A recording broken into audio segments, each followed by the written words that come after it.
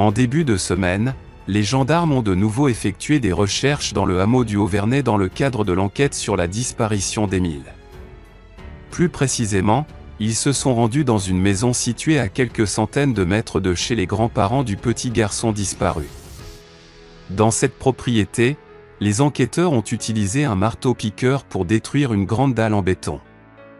Le propriétaire de la maison était présent lors de ces investigations supplémentaires.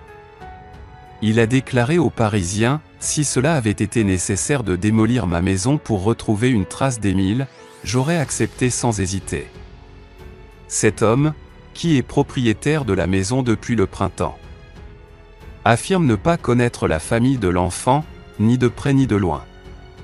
Il n'était d'ailleurs pas présent au Haut-Vernay le jour de la disparition d'Émile.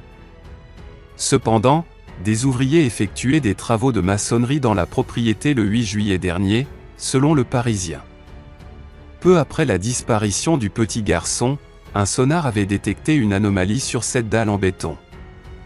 Les enquêteurs avaient alors partiellement détruit le béton pour éliminer tout doute. Mais en début de semaine, de nouvelles investigations ont été menées sans succès. Mardi, vers 17 h, le procureur de la République d'Aix-en-Provence a annoncé que les recherches n'avaient rien donné.